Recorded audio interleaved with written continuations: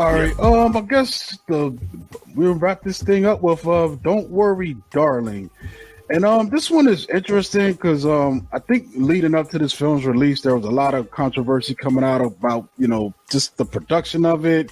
A lot of rumors, a lot of crazy stuff. I think Olivia Wilde is dating one of the stars of the film now, and it's just a lot of stuff that I think kind of.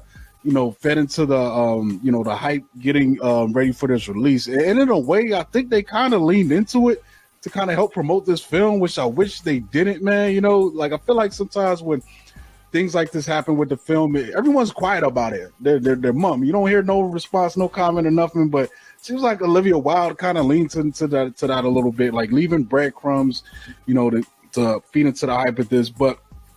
It is what it is. But this film is directed by Olivia Wilde. Let me get the story ready for you guys. In the 1950s, Alice and Jack lived in the idealized community of Victory, an experimental company town that houses the men who work on a top secret project. While the husbands toil away, the wives get to enjoy the beauty, luxury, and debauchery of their seemingly perfect paradise. However, when cracks in their idyllic life begin to appear, exposing flashes of something sinister lurking below the surface, Alice can't help but question exactly what she's doing in the Victory. And this film stars, it's a hefty cast, folks. We've got Harry Styles, Olivia Wilde, Florence Pugh, Chris Pine, Gemma Chan, Sidney Chandler, Nick Kroll, Kiki Lane, Douglas Smith. Let me see anybody else worth mentioning. Dakota Johnson is in here.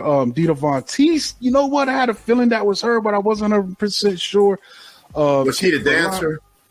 Yeah. Okay. Because I mean, honestly, I didn't put that together until now, but when I saw that scene, I was like, that's like a Dita Von Teese kind of scene, because that's kind of what she's known for, Asif Ali also is in this. Ariel Stachel.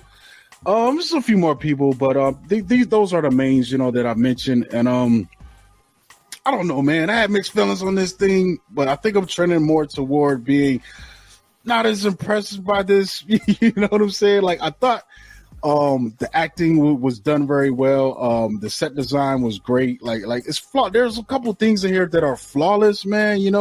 So like on the surface, I think this thing does some really cool things. Our main character is Alice, so it's her point of view. Florence Pugh is great as always, man. You know what I'm saying? She's beautiful.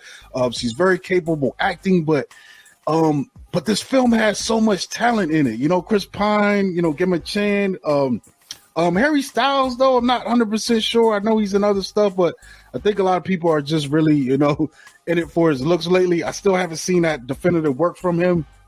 Yeah. But, I feel like all of that was great, but it still left me with an empty feeling when I walked out of it. It's like it raises some pretty cool questions. I do like the scenario and the setup of everything, but there are some just weird decisions that ultimately, made this kind of mediocre for me. Like I was totally engrossed the first 2/3 of the films, but then in that last third, when the layers start peeling back and we start getting the reveal, I feel like it ultimately the payoff just wasn't there for me. I kind of agree. It was a lot of good build up. There was a lot of suspense happening when you the trailer kind of told you a lot of stuff that might have been happening.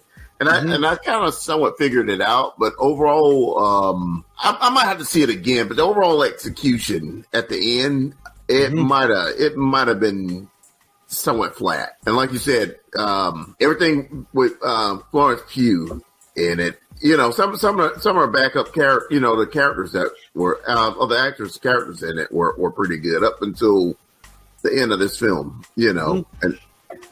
but it's one that I'll probably buy and rewatch. Overall, I like Olivia Wilde as a director. She did Booksmart a couple of years ago. This is like her second film. I'm kind of interested on what direction she goes in next, if she's allowed to make another film. I don't think they lost any money in this film so far, but I feel like I just hope none of the drama and stuff that's surrounding everything ruins her as a director, or ruins her opportunities to direct anything else. Yeah, I mean, I think the drama probably did help get people interested in the, going to see it. The rest of that is just like, yeah. I mean, people would overlook it if the thing's still ultimately profitable. I mean, we kind of had a controversy with Twilight, when the director was dating the star, and that kind of got ugly. But that thing still was a really top franchise. It didn't seem like it hurt the film's box office at all. But I don't know, man. I don't know how, like there's just some choices that are hard to talk about without spoiling the movie. Maybe in a few months or whatever, we'll revisit it, or maybe we'll have a little side conversation about it. Just interesting choices. You know what I'm saying? Because one of the things that I think I could probably talk about is Olivia Wilde is one of the characters in the film, and that's we see directors do that all the time, but it makes me wonder if it would have been better for her to play a different role and give this role to another actor that's in his cast, because the people that come through, I think, they deliver, but I feel like some people were also underused in this thing. I think you would, and I think you might have mentioned, and I kind of agree if it was you that said it, but Gemma Chan and her should have swapped roles in it. Mm-hmm. Yeah. Okay. Yeah, I mean, it's interesting though. I brought this up to Manera on Concentrated podcast, and she hit me with blew my mind. She's like, I think there should have been a different kind of swap, and I was like, yo, that might have made it even crazier, But like I said, it's hard to talk about it without spoiling it. I do want people that, if they do decide to see this, to have the surprise, because there are some good things that this film actually does really well, but one of the issues, a couple things that kind of addressed too during it, mm-hmm. But overall, mm-hmm.